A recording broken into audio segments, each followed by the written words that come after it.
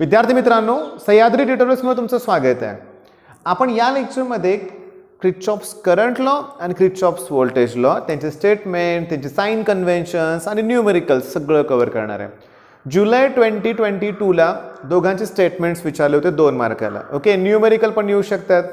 कितीतरी वेळा मी तुम्हाला सांगितलंय same concept next year engineering first semester असेल किंवा सेकंड सेमिस्टर बेसिक इलेक्ट्रिकल इंजिनिअरिंगमध्ये DC सर्किट, AC सर्किट हे जे टॉपिक आहे त्यात 12th मधलाच सिलेबस असणार आहे आणि हे 2 लॉ तर इम्पॉर्टंट आहे. आता मी तुम्हाला सांगतो की हे आहे जंक्शन. हा करंट ना त्या जंक्शनकडे येतोय, हा सुद्धा जंक्शनकडे येतोय आणि इथून हे 3 करंट दूर चाललेत. म्हणजे हे इनकमिंग करंट आहेत, हे आउटगोईंग करंट आहे. मग sum of incoming current equals to outgoing current.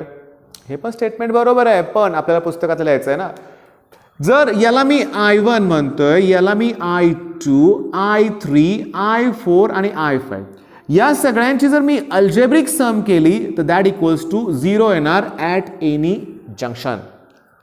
मग स्टेटमेंट काय? क्रिचॉफ्स करंट लॉ म्हणजे फर्स्ट लॉ बरं का, की algebraic sum of current at any junction is always equals to 0. पुस्तकातलं स्टेटमेंट बघूया. Algebraic sum of current at a junction in an electric network is 0. बरोबर आहे. आता साइन कन्व्हेन्शन काय, की जो करंट जंक्शनकडे येतोय ना त्याला पॉझिटिव्ह कन्सिडर करायचं आणि जो जंक्शन पासून दूर जातोय त्याला निगेटिव्ह कन्सिडर करायचं. मग फॉर्म्युला कसा तयार होईल की I1 plus I2 minus I3 minus I4 minus I5 equals to 0. Okay, बर, इथं करंटशी संबंधित हा लॉ आहे. करंट म्हणलं की चार्जचं रिलेशन आलं की नाही, म्हणजे this is based on law of conservation of charge. Kirchhoff's current law is based on law of conservation of charge. ठीक आहे. आता मी फोटो काही शेअर करत नाहीये ह्याच्या न्यूमेरिकलचं, पुस्तकातलं न्यूमेरिकल आहे. फक्त सुरुवात करूया आपण इथून. इथून करंट इकडे येतोय. ओके, आणि तो करंट जो आहे ना तो आहे 17 एम्पियरचा. किती? 17. स्कोर बुस्टर ओपन करून बघायचं. हे PYQs मोस्ट इम्पॉर्टंट आहेत. हे 3-4 वेळा असले प्रश्न रिपीट झालेत. एकदम इझी, फक्त प्लस मायनस करायचे तुम्हाला. बर, त्यापैकी इकडं जो करंट गेलाय ना बाळांनो तो आहे 3 एम्पियर. मग लॉजिक वापरा. आलेला करंट 17 एम्पियर आहे, इकडे गेलेला 3 असेल तर खालचा करंट ऑब्व्हियसली 14 एम्पियर असणार ना, कारण इनकमिंग आणि आउटगोईंगचे ॲडिशन सेम यायला पाहिजे. ओके, मग 17 एम्पियर 14 एम्पियर उरलं. ठीक आहे. आता त्यापैकी इकडं जो त्यांनी करंट दाखवलाय तो 2 एम्पियर. ऑब्व्हियसली मग खाली 12 एम्पियर गेलाय. ओके, आता 12 एम्पियर इकडं त्यातला करंट दिलाय 9 एम्पियर. आता 12 पैकी 9 इकडे गेला, इथला क्वेश्चन मार्क आहे. मग हा करंट असणार आहे 3 एम्पियर. काय उघडायच्यात? काहीच नाही. मग पहिला पॉईंट तुमच्या लक्षात आला. स्टेटमेंट परत सांगतो. स्टेटमेंट हे ना किंवा आपलं चाललंय तेच, फॉर्म्युला बघायचा, स्टेटमेंट डोक्यात ठेवायचं. मग algebraic sum of current at any junction is always equals to काय सांगा? 0. की इन अन इलेक्ट्रिक नेटवर्क म्हणूया आपण. आणि हा बेस्ड कशावर आहे? Law of conservation of charge वरती बेस्ड आहे, लक्षात घ्या. म्हणजे Kirchhoff's current law is based on law of conservation of charge. आता कोण? आता व्होल्टेज लॉ. व व्होल्टेज लॉ कोणाला ॲप्लिकेबल आहे? जंक्शनला. लूप असते त्या ठिकाणी. मग मी काय करतोय बघा, मी हे एक सिंपल असं एक लूप काढतो. चला ठीक आहे. प्लस मायनस ही E आहे, यातनं करंट फ्लो होतो तो I आणि R. बरं, असा एक सेल मी इथं काढला, असे 2-3 सेल असतील. ओके, मग त्या सगळा जो EMF आहे ना त्याची अल्जेब्रिक सम प्लस सगळा जो पोटेन्शियल ड्रॉप असणार आहे अक्रॉस रेजिस्टर म्हणजे IR ह्याची algebraic sum is always equals to काय असते सांगा? 0. हा झाला फॉर्म्युला. स्टेटमेंट तुमच्या पुस्तकात काय दिलंय ते बघूया आपण. पेज नंबर 215 वरती स्टेटमेंट आहे बघा. The algebraic sum of potential differences म्हणजे हे बरं का, व्होल्टेज ड्रॉप म्हणलं तुला मी, अँड इलेक्ट्रोमोटिव्ह फोर्स म्हणजेच EMF. ठीक आहे. In a close loop is always equals to 0. एक लक्षात घ्या, फॉर्म्युल्यावरूनच स्टेटमेंट तयार करायला शिका. वाचा बघू काय. द अल्जेब्रिक सम ऑफ कुणाची? Potential difference and algebraic sum of EMF किंवा इलेक्ट्रोमोटिव्ह फोर्स म्हणा is always equals to 0 in a close loop. ठीक आहे. बरं, आता स्टेटमेंट तर मी तुम्हाला सांगितलं, साइन कन्व्हेन्शन सांगतो बघा. आता मी लूप ना ABCDA असं लूप मी ट्रेस करतोय. ABCDA. ठीक आहे. हे लूप ट्रेस करत असताना व्यवस्थित लक्ष द्या, मी A to B कडे लूप ट्रेस करतोय आणि करंट सुद्धा A to B कडे चाललाय. मग त्या केसमध्ये जो व्होल्टेज ड्रॉप असेल तो मायनस कन्सिडर करायचा. Same direction minus sign. बरं, आता ह्या ब्रांचमध्ये काहीच नाही आहे, रेजिस्टर नाहीच आहे, इथपर्यंत काही नाही. पण आता सेलच्या बाबतीत कसं बघा, तुम्ही लूप या बाजूने ट्रेस करताय हे असं, ठीक आहे. तुम्ही निगेटिव्ह कडून पॉझिटिव्ह कडे चाललाय, निगेटिव्ह कडून पॉझिटिव्ह कडे चाललाय, म्हणजे कमी व्हॅल्यू कडून जास्त व्हॅल्यू कडे चाललाय. मग त्या ठिकाणी पॉझिटिव्ह साईन द्यायचं त्या सेलच्या ईएमएफला, and that equals to 0. Sign conventions clear झाले का तुमचे? बघा, व्यवस्थित समजून घ्या. लूपची डायरेक्शन सेम असेल तर व्होल्टेज ड्रॉप निगेटिव्ह येणार आहे. पण समजा मी बी कडून ए कडे लूप ट्रेस केला असतो, इकडून इकडे असं चाललोय, समजा करून बघूया आपण असं, तर मी या डायरेक्शन चाललोय, करंट मात्र उलटा चाललाय, याचा अर्थ प्लस IR आला असतं. पण इकडून इकडे जात असताना, कारण लूप हे असं जाताना पॉझिटिव्ह कडून निगेटिव्ह कडे चाललाय, मग त्या केसमध्ये -E घ्यावं लागेल, आणि दॅट इक्वल्स टू काय सांगा? 0. लूप तुम्ही कोणत्याही डायरेक्शनमध्ये ट्रेस करा, आन्सर बरोबर येणार. म्हणजे आजच्या लेक्चरमध्ये जो महत्वाचा पार्ट होता स्टेटमेंट तुमचे झाले, साइन कन्व्हेन्शन्स झालं, करंट लॉचं न्यूमेरिकल जमणार आहे, आणि voltage law, current law based on law of conservation of charge, पण व्होल्टेज लॉ आहे ना तो based on law of conservation of energy आहे, हे लक्षात घ्या. ओके, बर, आता स्टेटमेंट झालंय. न्यूमेरिकल्स मी तर फळ्यावर लिहितोय बघा. Example 9.2 page number 216 टेक्स्टबुकमध्ये 9.2. त्याच्यानंतर मी तुम्हाला सांगतो की एक्झाम्पल, आता मी एक्झरसाइजमध्ये सांगतोय एक्झाम्पल क्वेश्चन नंबर 10 आणि 11, क्वेश्चन नंबर 10 आणि 11 आणि पेज नंबर 229. ओके, मी तुम्हाला छोटीशी गंमत सांगतो. फिजिक्सचं पुस्तक तुमच्या एखाद्या मित्राकडे जुनं पुस्तक असेल, तुमच्याकडे नवीन पुस्तक असेल, तर तुम्हाला बऱ्याच ठिकाणी करेक्शन दिसणार आहे. तेव्हा न्यूमेरिकलमध्ये तुम्ही गडबडला, तुमचा आन्सर मॅच होत नाही आहे, तर तुम्ही ना गुगलवरती सर्च करून बघायचं. खरोखर बऱ्याच वेळा तुमचं उत्तर बरोबर असेल, पुस्तकात मिस्टेक असू शकते. बरं, हे जे 3 क्वेश्चन्स आहेत ना, मला सॉल्व्ह करून द्यायचे नाही आहेत तुम्हाला. ओके, तरी पण मला एक डायग्राम काढून दाखवायचा आहे, यातला एक क्वेश्चन बघत बघत. क्वेश्चन नंबर 11 वरती मी डिस्कशन थोडंसं करतोय की 2 सेल आहेत की ज्यांचा EMF 1.5 व्होल्ट आहे आणि 2 व्होल्ट आहे, इंटरनल रेजिस्टन्स 1 ओहम 2 ओहम आहे. ठीक आहे, ते पॅरलल कनेक्ट केले आहेत. मग मला कळालं की मला 2 सेल काढायचे आहेत. हा पहिला सेल, हा दुसरा सेल, ठीक आहे, आणि हा त्याचा इंटरनल रेजिस्टन्स आहे आणि ते पॅरलल कनेक्ट केलेत. बरं, हा जो पहिला सेल आहे त्याचा जो EMF आहे तो 1.5 व्होल्ट आहे. ओके, याचा आहे 2 व्होल्ट. पहिल्याचा इंटरनल रेजिस्टन्स आहे 1 ओहम आणि दुसऱ्याचा आहे 2 ओहम. बघा, मी तुम्हाला सांगतोय काय, 3 क्वेश्चन तुम्हाला या व्होल्टेज लॉवरती पुस्तकात आहेत, तिघांमध्ये एकच डायग्राम हे असे. ओके, 2 सेल, पॅरलल अरेंजमेंट, आणि ह्यातून जो एकत्र करंट फ्लो होणार आहे ना, एक्सटर्नल रेजिस्टन्स, तो आहे 5 ओहमचा, म्हणजे तो असा जातोय. झालं की लूप तयार.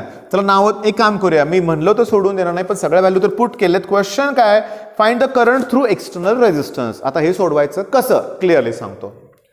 हा जो सेल आहे ना, तो जो करंट सप्लाय करतोय तो I1. आता सेल जेवढा करंट सप्लाय करणार आहे तेवढाच त्याच्याकडे येणार आहे, मग ही व्हॅल्यू पण I1 येणार आहे. आता याचा करंट समजा I2, तर त्याच्याकडे येणारा करंट पण कोण असणार आहे, I2. आता इथून बघा, हा जंक्शन, पहिला लॉ वापरूया, incoming current equals to outgoing current. मग हा जो आउटगोईंग करंट असणार आहे तो असणार आहे I1 प्लस I2. इथं पण I1 प्लस I2 असणार आहे, त्यातला I2 इकडे गेल्यावर I1 खाली जाणार ना. आता लूप कन्सिडर करूया. लूपला नावं देऊया ना पहिल्यांदा, ABCDE आणि F. पहिल्यांदा एक छोटंसं लूप कन्सिडर करूया वरचं. ओके, कन्सिडर लूप मी काय लिहितोय बघा, ABCFA. कळालं का, ABCFA हे लूप आपण कन्सिडर करतोय. चला, आपण A कडून B कडे चाललोय. आपण A कडून B कडे लूप ट्रेस करतोय, करंटची डायरेक्शन पण सेम आहे, तर मायनस साईन घ्यावा लागेल आणि तुम्हाला करंट इंटू रेजिस्टन्स करावा लागेल 5 ओहम. इथं काही नाही. पण आता इकडं बघा, परत तेच की आता इकडं जाणारा करंट I2 आहे, त्यानं 1 ला मल्टिप्लाय केलं पाहिजे, पण मायनस साईन दिलं पाहिजे.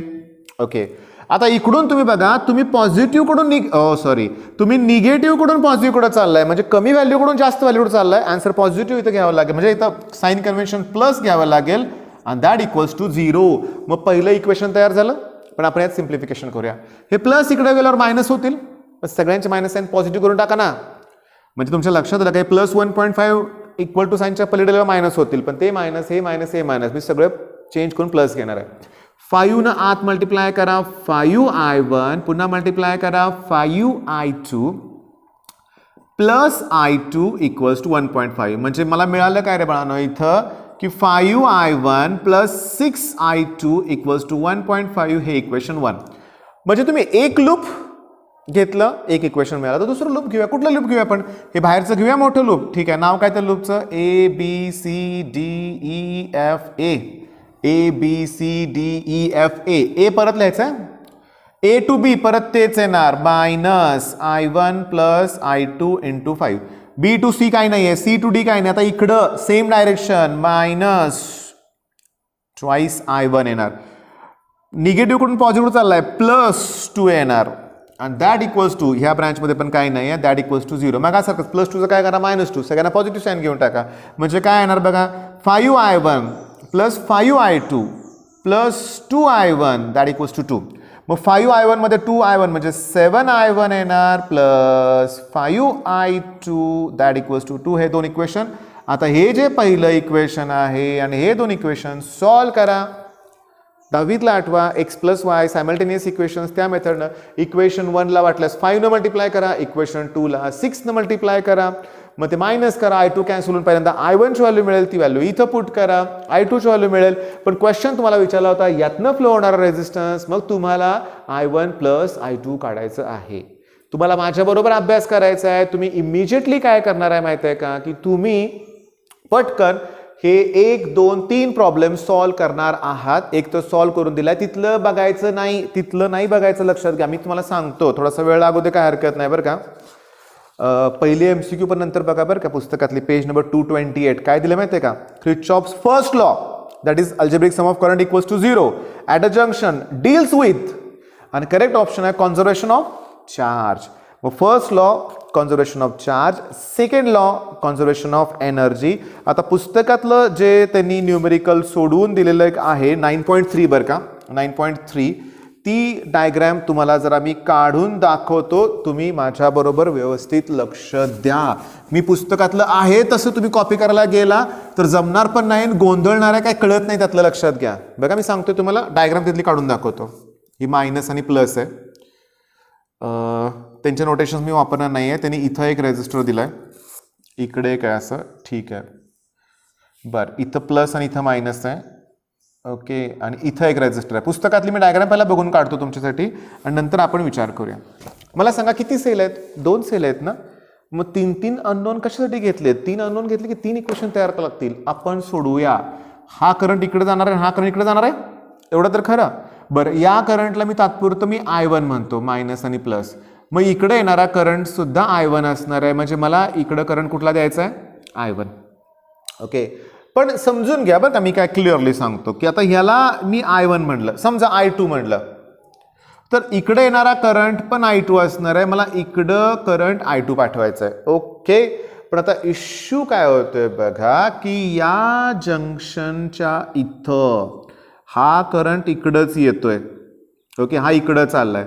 मग इथून इथं करंट आता कुठून कुठं जाणार आणि त्याला व्हॅल्यू काय द्यायची? i1 तर i2 दिलं, तर मी तुम्हाला म्हटलं i3 तर वापरू नका, पुस्तकाप्रमाणे म्हटलं होतं, ठीक आहे. पण इथं अवघड होतंय ना. मग सिरियसली मी तुम्हाला सांगतो, व्यवस्थित लक्ष द्या. बघा मी काय करतोय आता, शांतपणे बघा. हा i1 आहे, एवढं तर खरं. हा कोण आहे? i1. मग इकडं जो जाणारा करंट जर मी i2 असं अज्युम केलं तर i1 हा करंट असणार आहे i1 मायनस i2. काय फरक पडतोय? करेक्ट आहे ते. लक्षात घ्या, मी तुम्हाला देतोय कंप्लीट करून आता हे. म्हणजे हा जो जाणारा करंट आहे तो i1 मायनस i2. आता हा i2 इकडं आला, शांतपणे बघा. हा करंट कोण आहे? i2. इथं हे दोघं येऊन एकत्र वरती जाणार आहेत, पण एकत्र येताना मायनसला प्लस काय होणार आहे? कॅन्सल. आणि वरती फक्त कोण जाणार आहे? i1. झालं ना. आता हे बरोबर आहे. आता एक काम करूया. इथं आहे 5 व्होल्ट, व्हॅल्यू लिहितो बघून.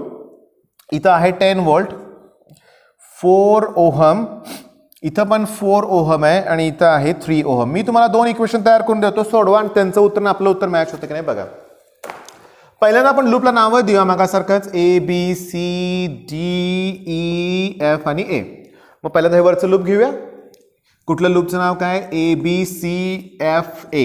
या लूपमध्ये तुम्ही loop A to B trace करताय, तुम्ही निगेटिव्हकडून पॉझिटिव्हकडे चाललाय, मग +5 येणार.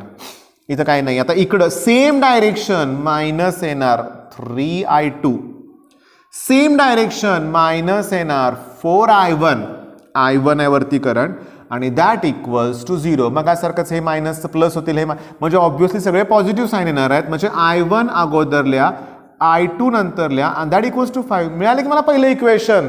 मी जरा सॉल्व्ह करतोच रे तुमच्यासाठी. आता नेक्स्ट काय करूया आपण, हे छोटं लूप हे घेऊया किंवा हे मोठं लूप घेऊया, काय इश्यू नाही. मी म्हणतो हे छोटं लूप घ्या. लूपचं नाव काय सांगतो, FCDEF, FCDEF कन्सिडर लूप असं म्हणायचं बरं का. आता F कडून C कडे चाललंय करंट, इकडून इकडं आपण कन्सिडर केलं. आता ऐका माझं, आपण कन्सिडर करतो डायरेक्शन. जर आपली डायरेक्शन बरोबरच असेल तर i2 ची व्हॅल्यू पॉझिटिव्ह येईल, पण आपली डायरेक्शन चुकीची असेल तर i2 निगेटिव्ह येईल. त्यामुळे काही काळजी करायची नाही, समजून घ्या. बघा आपण या डायरेक्शनमध्ये चाललोय, करंट तर अपोजिट येतोय, त्यामुळे इथं पॉझिटिव्ह घ्यायचं आहे आपल्याला. अपोजिट डायरेक्शनमध्ये 3i2. आता आपण C कडून D कडे चाललोय, करंट पण सेम डायरेक्शन, त्यामुळे मायनस येणार. ह्यातला करंट आहे i1 मायनस i2, त्याला 4 न मल्टिप्लाय करा. त्याला कितीनं मल्टिप्लाय करा, 4 न मल्टिप्लाय करा. ओके, लक्ष द्या. आता इथंपर्यंत झालं. तर इकडं मायनस कडून प्लस कडे जात आहे, पॉझिटिव्ह घ्या, +10 आणि दॅट इक्वल्स टू 0. आता मी काय करतोय, गडबड करत नाही, मी 3i2 हे नात मल्टिप्लाय करतो, -4i1 +4i2 +10 that equals to 0. म्हणजे मला मिळालं काय, -4i1 +7i2 that equals to -10. आता ना सगळ्यांचे साईन वगैरे चेंज करत बसू नका, ह्याला इक्वेशन 2 म्हणा. ओके, आता इक्वेशन 1 आणि 2 ऍड करा. जेव्हा बाय ॲडिंग इक्वेशन 1 आणि 2 म्हणाल तेव्हा 4i1 ला 4i1 काय होतील, कॅन्सल होतील, आणि 3i2 + 7i2 ओके 10i2 मिळालं, आणि दॅट इक्वल्स टू -5.